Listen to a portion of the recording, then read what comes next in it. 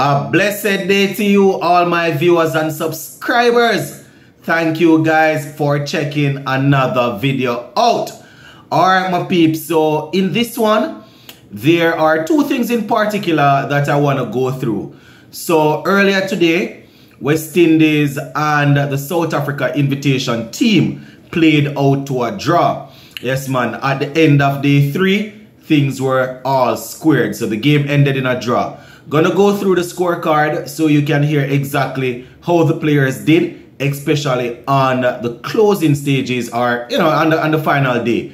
Also gonna take a look at the West Indies under-19 squad. So the selectors named a rising star squad earlier today that will be taking part in a high performance camp as they look to build towards the next under-19 World Cup. So those are the two things that I really want to touch on. So just make sure you watch until the end so you can hear everything. And if you have not yet subscribed, go right ahead and hit that subscribe button.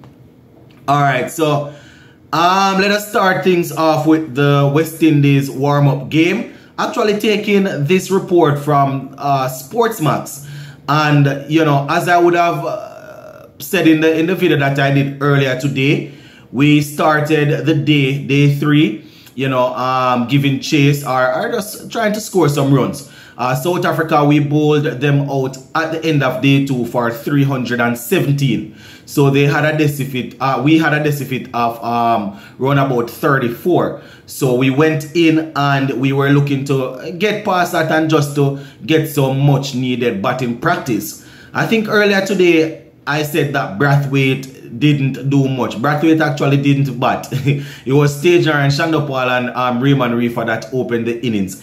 So Shandopal, as I said earlier, was removed for what? I think he was removed for 13, for 12. He was removed for 12. And the score was actually on 13. You know, Devon Thomas came and he didn't really last much longer. 3 balls or so after Tasia Ryan, Shandopal was dismissed. Or three runs later after Tasia Ryan, Shandopal was dismissed. Devon Thomas was dismissed. So the score, you know, we found ourselves at one point at 18 for 3. Kyle Mayers and Jermaine Blackwood, they are the ones that came together and, you know, they were able to put together a good little partnership. You know, Mayers, he made 38 off 24. So 38 off 24 before he flashed after one outside the half stump and he took the edge.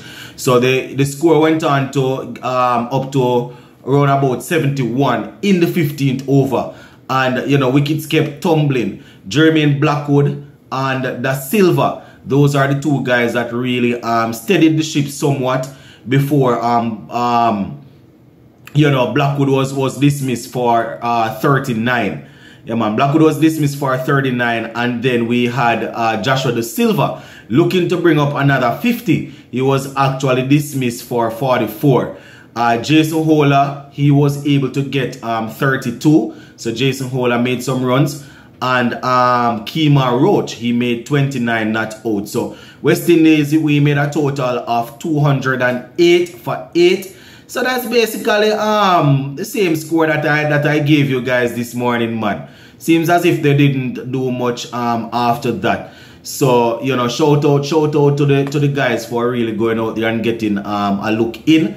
Not necessarily the type of batting that we want to see from the top order. You understand? So, you know, we hope that they will pick things up some more. So scores in the game: West Indies in the 283 for 9 of 89 overs. And, you know, Jason Hola got 57, Da Silva 54, and Chase 35.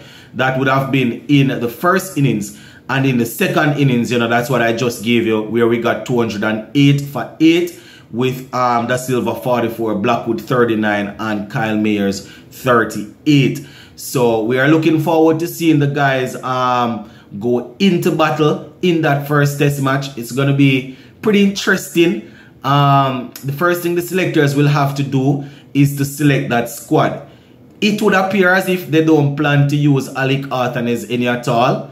You know, seems as if they just brought him into as cover I don't know. He was named in the ODI squad and they didn't give him an opportunity to bat in this warm-up game either. Probably they are trying to keep him away from the South Africans, you know, so they don't get a look at him. But I can assure you that there are tapes around with Alec Arthur's batting, so the South Africans would have probably looked at that already, you know. So I'm just thinking maybe they're not planning to use him, you know, because why wouldn't they give him an opportunity to go up against some international bowlers before the first test match? It's just my thoughts to my peeps. So played out to a draw. The top order definitely did not settle in and bat as how we would have liked it. So I just one of them things that do my viewers and subscribers. At least we had a couple of guys, you know, getting some time in at the wicket there. Alright, next thing, the selectors earlier today named a squad, 29 players actually in that squad for the Rising Stars, you understand?